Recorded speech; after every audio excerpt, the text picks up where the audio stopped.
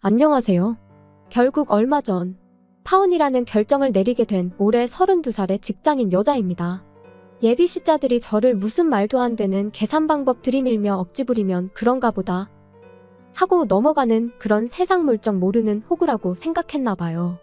결혼하기로 했다고 제 재산이 지들게 되는 줄 알았나 보죠?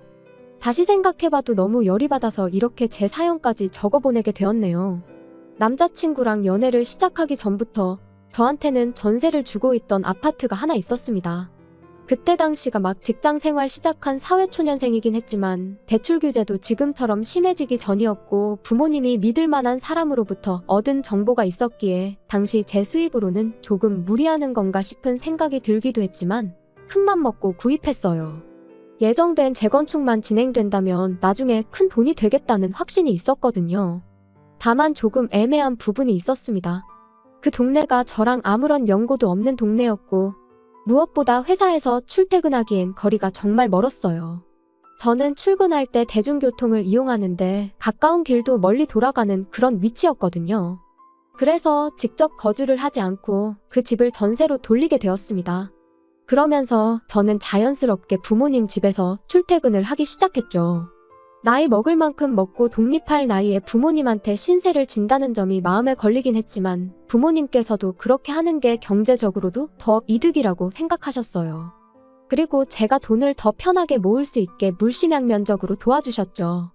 생활비라고 해서 부모님께 용돈식으로 얼마씩 드리긴 했지만 제 주머니 사정에 전혀 무리가 가지 않을 정도였고 그나마도 저희 어머니께서는 그 돈을 가지고 제 옷을 사준다던가 한약을 지어주신다던가 하는 식으로 저를 위해서 쓰셨어요.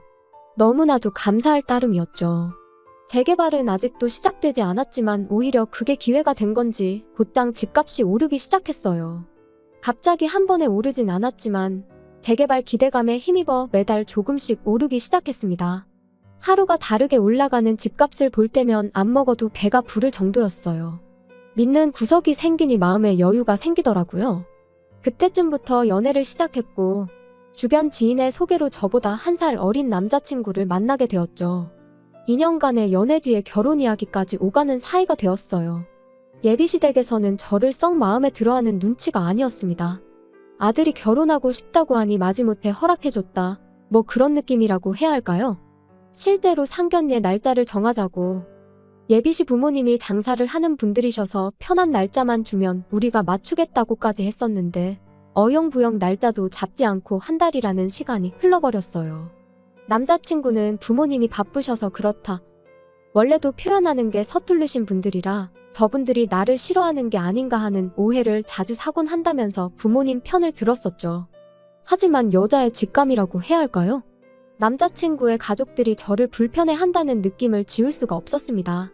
처음엔 제가 남자친구보다 나이가 1살 더 많은 연상이라 그런가 싶기도 했었죠. 한편으론 제가 다니는 회사 때문이 아닌가 그런 생각도 했고요. 남자친구는 그래도 알만한 사람들은 이름만 들어도 좋은 회사라는 걸 다 아는 그런 회사를 다니고 있었거든요. 저는 비교적 덜 유명한 회사를 다니고 있었지만 또 막상 월급 면에서 두고 본다면 크게 차이가 나지도 아니었습니다. 제가 사회생활을 남자친구보다 더 일찍 시작하기도 했고 이러나 저러나 1살 더 많은 만큼 경력도 몇 년 앞섰거든요. 예비신우도 남자친구 소개로 2번 만났어요. 하지만 예비신우도 저를 불편해하긴 마찬가지더군요. 남자친구랑 위로 연년생인데 그 덕에 저랑은 동갑이다 보니 저도 예비신우가 불편한 건 매한가지였습니다. 남자친구가 누나만 어떻게 잘 포섭하면 어머니도 너를 달리 볼 거다 하면서 친해지기를 바랬는데 막상 제가 먼저 연락을 해도 예비신우가 이 핑계 저 핑계 대면서 빼는 모습을 보니 저라고 딱히 노력하고 싶은 마음도 들지 않았어요. 제 나이 때문에만 그러는 거라면 어떻게 할 방도가 없었습니다. 제가 뭐 마음에 안 드는 점이 있다면 고쳐볼 생각이나 해보겠지만 물리적으로 어려질 수는 없잖아요. 회사 이름값도 뭐 제가 이직을 하지 않는 한 국내 굴지의 기업을 저희 회사가 하루아침에 따라잡게 만들기는 불가능에 가까웠고요. 하지만 저한테는 다른 것보다도 제 명의로 되어 있는 집이 있었으니 심리적으로 꿀릴 건 없었어요. 제가 구태여 남자친구 가족들한테 매달려가며 잘 봐달라 저 자세로 나갈 필요가 없다고 생각해서 크게 신경 쓰지 않았습니다.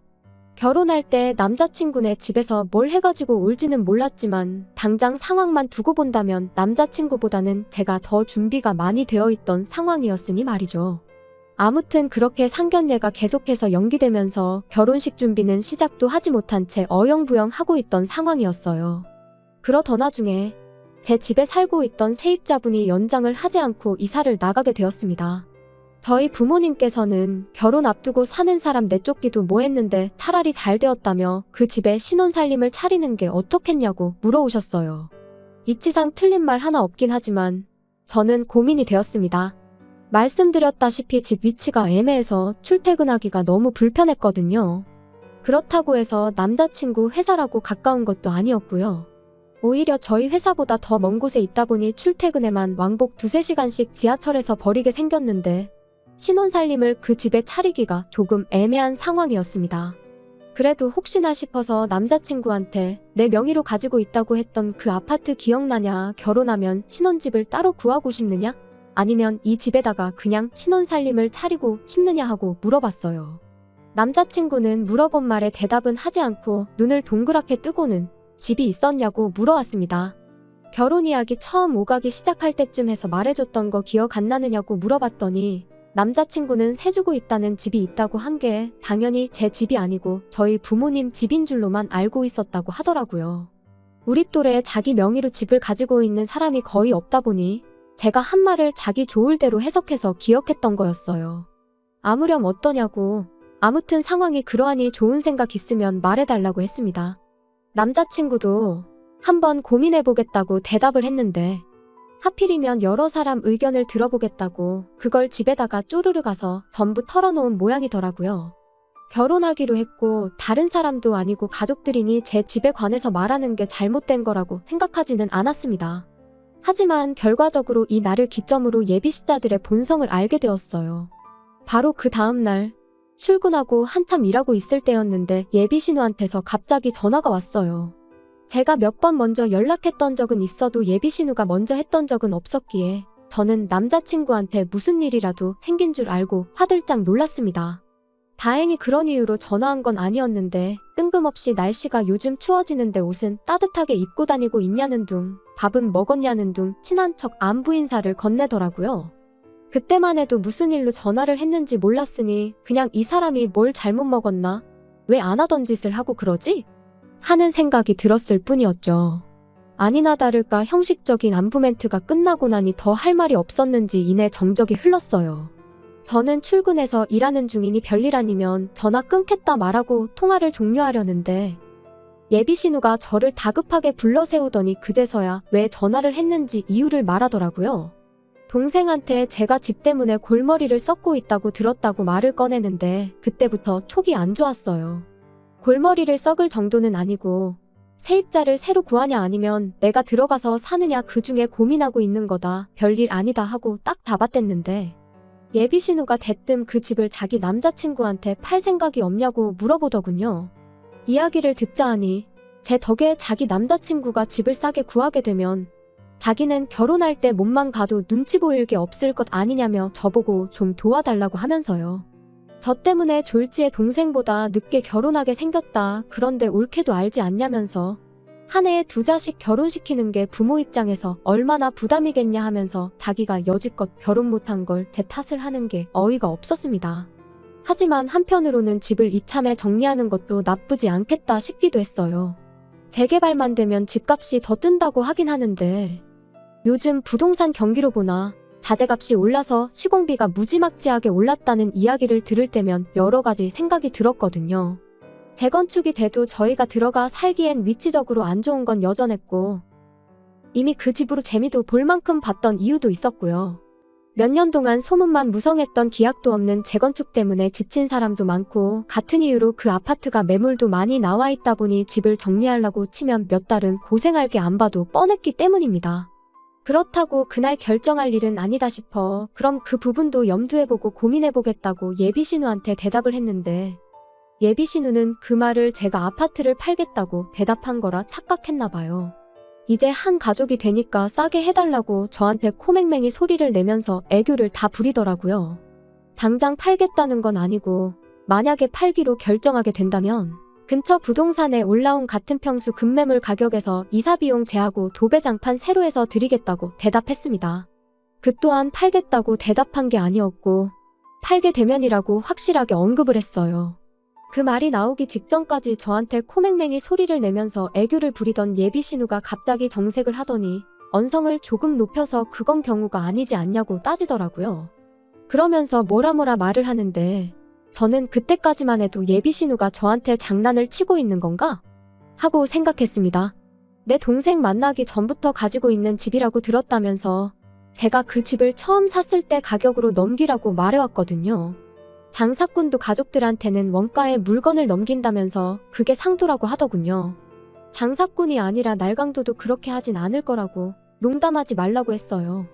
제가 집을 샀을 때 가격이면 지금 이 집 전세 가격도 안 되는 돈인데 그게 말이나 되냐고요. 예비 신우가 그 말을 듣고는 그럼 네가 1억 5천을 주고 산 그 집을 지금 나보고 5억에 사라고 하는 거냐고 하면서 성질을 부리더라고요. 자기 부모님, 그러니까 예비 시부모님도 장사하는 사람들이지만 가족한테만큼은 파는 가격 그대로 받지 않는다고 하면서 저보고 장사꾼보다 더한 사람이라며 뭐라 하는데 입에 개거품을 물고 있는 게 전화기 너머로도 보일 지경이었습니다. 현재 시세는 물론이거니와 제가 집을 샀을 당시 가격까지 정확하게 꿰고 있는 걸 보면 인터넷으로 시세까지 다 조회해보고 연락한 게 안 봐도 뻔한데 누가 누굴 보고 장사를 하고 있네 어쩌네 하는 건지 싶었습니다. 헛소리에 대꾸해줘봐야 답도 안 나올 것 같고 해서 회사 일로 바쁘니까 나중에 통화하자 그러고 제가 그냥 전화 끊어버렸어요. 그 뒤로 예비 신우한테 몇 번 전화가 더 걸려왔는데 일부러 받지 않았습니다. 그 직후 저는 바로 남자친구한테 전화를 했죠. 방금 당신 누나가 나한테 전화해서 뭐라고 한 줄 아느냐고. 5억짜리 집을 1억 5천에 다른 사람도 아니고 자기 남자친구한테 팔라 그러더라. 이게 말이나 되냐고 따졌죠. 남자친구도 어이가 없었는지 누나가 제정신이 아니었나 보다고 자기가 지 누나랑 대화 좀 해보겠다고 하더군요. 제발 예비 신우한테 이런 연락 2번 다시 받지 않게 잘 좀 해결해달라고 부탁을 했죠. 그 뒤로 따로 남자친구한테 전화는 없었어요. 자기가 해결하겠다 했으니 어련히 잘했겠지 하고 잠에 들려고 하는데 전화가 한 통 또 걸려왔습니다. 이번엔 예비 신우도 아니었고 남자친구도 아니었어요. 예비 시어머니였습니다. 언제부터 저를 그렇게 마음에 들어 했다고. 우리 며느리 지금 뭐하고 있느냐 물으면서 내일 따로 약속 없으면 집에 와서 밥 좀 먹고 가라고. 우리 며느리가 너무 보고 싶다. 뭐 그런 식으로 말을 하더라고요. 평소였으면 또 그냥 예비 시어머니도 뭔가를 잘못 먹었나 그렇게 여겼겠지만 예비 신우랑 낮에 했던 통화가 있었다 보니 안 좋은 생각만 자꾸 들었습니다. 남자친구한테 전화해서 동태를 살폈더니 누나가 바빠서 아직 이야기는 못했다고, 그리고 어머니가 초대하는 건 다른 이유가 있어서가 아니라 예비 며느리랑 가까워지고 싶어서 부르시는 거 아니겠냐고 너무 예민하게 굴지 말라며 오히려 저를 이상한 사람을 만들더군요. 상황이 상황이다 보니 무슨 꿍꿍이 속이 있는지 대충 뻔한데 남자친구가 아니라고 해도 저는 만반의 준비를 하기로 했습니다. 오히려 하루라는 시간이 있었으니 생각할 여유가 있었어요. 저 혼자 저 상황 상상하면서 정말 그 다음날 일어날 일에 대해서 제 나름의 예상 시나리오를 만들어야 했습니다. 예비 신우가 하자는 대로 하라고 한마디 보탤지 아니면 결혼을 빌미로 무리한 예단을 요구하려고 그럴지 암만 생각해도 좋은 쪽으로는 생각이 들지 않더라고요. 약속 당일 예비시댁에 도착하니 임금님 수라상을 방불케 할 진수성찬이 준비되어 있었습니다. 전에 없던 환대의 안 좋은 예감은 점점 현실이 되어갔죠.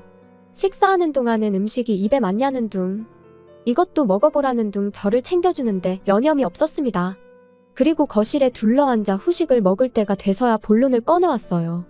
여태껏 한 번도 물어본 적 없던 결혼 준비에 대해 질문을 하면서 말이죠. 결혼을 허락한 건지 만 건지 태도를 불분명하게 해왔던 예비 시어머니 덕분에 그렇다 할 준비는커녕 딱히 시작한 것도 없는 거 모르시냐고 대답하려고 했는데 그 말을 꺼내기도 전에 대뜸 제 아파트 이야기부터 꺼내더군요. 요즘 집을 파는 게 보통 일이 아니라던데 그냥 우리 딸 남자친구한테 싸게 넘겨주는 게 따지고 보면 그렇게 나쁜 조건은 아니지 않냐고 생각 좀 해보라더군요. 그리고 지금이야 우리 딸 남자친구지만 곧 결혼하게 되면 너도 우리 가족 되는 거고 우리 딸 남자친구도 한 가족이 되는 건데 가족을 위해 양보했다 생각하고 예비 아주버님네 집의 점수도 미리미리 따고 좋지 않냐는 겁니다. 세상에 이젠 하다못해 신우 남편 될 사람 집에까지 점수를 따라고 하니 어이가 없었습니다. 이미 제 마음은 떠난 거나 마찬가지였는데 이 집구석이 어디까지 어깃장을 부리려나 싶어서 아무 말 안 하고 조용히 듣고만 있었어요. 계속해서 예비시모는 1억 5천이면 이 근처에 삐까번쩍한 빌라들 전세로 하나 구할 수 있다고, 일 때문에 바빠서 그러는 거면 당신이 직접 알아봐 줄 테니 걱정 말라고 하더군요. 아들 신혼집을 시댁 근처로 구해주고 싶었나 봐요. 그리고 1억 5천 가지고 전세를 구하라고 하는 말을 들으니 이러나 저러나 돈 한 푼 해올 생각 없고 집은 그냥 내 집 팔아서 그 돈으로 구하는 걸로 벌써 결정했나 보더라고요. 말을 꺼낸 건 예비신우였지만 이젠 예비시모까지 나서서 헛소리를 내뱉어대는데, 정작 저랑 함께 가정을 꾸리기로 했던 남자친구는 옆에서 팔짱만 끼고 앉아서 대화를 듣고만 있더라고요. 안 봐도 뻔한 게 내 편을 들어주기는커녕 예비시자들이나 남자친구나 같이 한통속이구나. 앞으로 내가 이 집에서 이 시자들한테 무슨 일을 당해도 이 남자는 내 편이 되어주기는커녕 이름 그대로 남의 편 노릇이나 하고 있겠구나 확신이 생겼습니다. 안 그래도 전에 없던 환대의 밥이 입으로 넘어가는지 코로 넘어가는지 몰랐는데 저딴 소리까지 들으니 체할 것 같고 머리도 아찔하더라고요. 그래서 몸이 좀 안 좋다는 핑계로 아무 대답하지 않고 자리에서 일어나 후다닥 택시 잡아서 집으로 돌아왔습니다. 집에 가는 길 내내 남자친구며 예비시자들이며 번갈아 가면서 저한테 전화를 해대는데, 아무리 인연을 좋게 만났어도 그쯤 되니 똥 밟았다는 생각밖에 들지 않았어요. 집에 도착해서 이 이야기를 전해들은 저희 부모님께서도 뭐 그딴 집구석이 다 있냐며 어이없다고 화를 다 내시더라고요. 제가 남자친구한테 꿀릴 게 뭐가 있냐고 그냥 그 길로 파혼을 하라는 말을 꺼내셨어요. 부모님이 다시 생각해보라고, 파혼은 안 된다고 하셨다 해도 제가 싫다고 했을 거였기에 아쉬움조차 없었죠. 전화기는 계속 불이 난 듯 울리고 있었는데 단 한 통을 받지 않았습니다. 그러니 그날 저녁에 남자친구가 저희 집까지 찾아왔더라고요. 꼴도 보기 싫었지만 어차피 파혼하기로 한 거 빨리 마무리 짓는 게 낫겠다 싶어서 따라 나갔죠. 싹싹 빌어도 제 마음 돌릴 생각이 없었는데 그 와중에 저한테 생각 좀 해봤느냐고 묻더군요. 얼이 빠져서 욕을 할 마음도 싹 사라지더라고요. 그냥 앞으로 볼 일 없을 것 같다고, 잘 지내든 말든 신경 하나도 안 쓰겠다 했더니 남자친구가 제 뒤에다 대고 저를 두고 이기적이랍니다. 이게 단순히 돈 때문에 그러는 게 아니라고. 앞으로 한 가족이 되는 건데 가족끼리 서로 돕는 걸 아까워하면 안 된다는 겁니다. 지금이야 제가 집이 있으니 손해보는 것 같지만 앞으로 우리한테 무슨 일이 있을 때 발 뻗고 나서서 도와줄 사람은 가족들 뿐 아니겠냐는 얼토당토하는 망언을 내뱉더군요. 끝까지 나를 얼마나 호구로 봤으면 이러나 싶어서 저도 끝내 참았던 욕을 마저 다 뱉어냈습니다. 당신 가족들, 내 집에 대해서 전혀 모르고 있을 땐 나한테 먼저 연락은커녕 내가 먼저 연락을 해도 피하는 사람들이었다. 그런데 집이 있다고 하니 그제서야 우리 올케, 우리 며느리 하면서 친한 척 하더라.